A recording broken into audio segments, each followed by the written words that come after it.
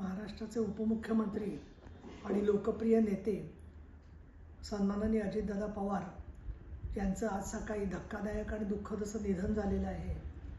हे शब्द ऐकले तरी आपला स्वतःचाच विश्वास बसत नाही, अशा प्रकारची घटना आहे।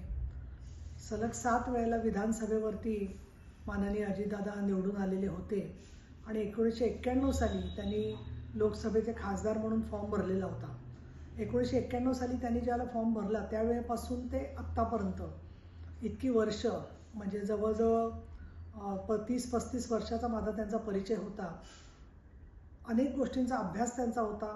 तसंच उपमुख्यमंत्री म्हणून होण्याच्या अगोदरसुद्धा त्यांच्या खात्यांवरती त्यांची चांगल्या प्रकारची पकड होती। विशेषतः वेळेवरती पोचणं हे त्यांचं वैशिष्ट्य होतं।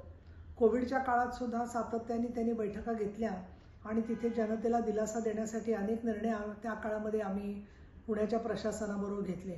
त्याचबरोबर मला अगदी खास उल्लेख करायला पाहिजे की शाश्वत विकास उद्दिष्ट याच्यासाठी निधी फक्त पुणे जिल्ह्यात राखीव न ठेवता महाराष्ट्रभर राखीव ठेवावा, अशा प्रकारची त्यांना आम्ही सूचना केल्यावर तसा विचार करून त्याप्रमाणे त्यांनी तशी तरतूद केलेली होती। आमच्या डिस्ट्रिक्ट प्लॅनिंग कमिटीच्या मीटिंगमध्ये नेहमीच त्यांची भेट व्हायची।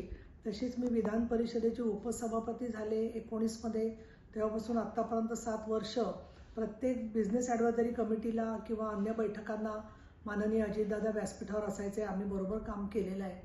त्याच्यामध्ये त्यांचं हजरजबाबीपणा, वक्तृत्व आणि त्याचबरोबर समयसूचकता ही नेहमी लक्षात राहायची। अनेक कठीण प्रसंगांच्या मध्ये सुद्धा सुखदुःखाच्या महाराष्ट्राच्या प्रसंगात कायम अजितदादांची साथ लाभलेली होती। त्यांच्या दुःखद निधनामुळे फक्त पुणे जिल्ह्याचं नव्हे तर महाराष्ट्रातलं सहकार क्षेत्र, शेती क्षेत्र आणि अनेक विकासाच्या विषयांच्यामध्ये फार मोठी आपली हानी झालेली आहे।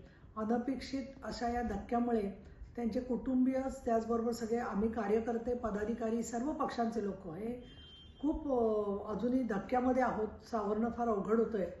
त्यांना मी शिवसेनेच्या वतीने आणि विधान परिषदेचे उपसभापती या नात्याने श्रद्धांजली व्यक्त करते। आणि ते एक उत्तम संसदपटू होते। त्याचबरोबर आमच्या सभागृहात, विधान परिषदेतील त्यांचं फार मोठं योगदान राहिलेलं आहे।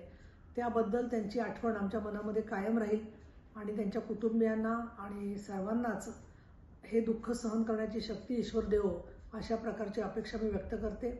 आमचे नेते एकनाथजी शिंदे हेही बारामतीकडे निघालेले आहेत आणि मीही काही वेळात बारामती इथे पोचते आहे। या सगळ्या दुःखाला कसं सावरायचं हा प्रश्न मात्र मनामध्ये पडलेला आहे।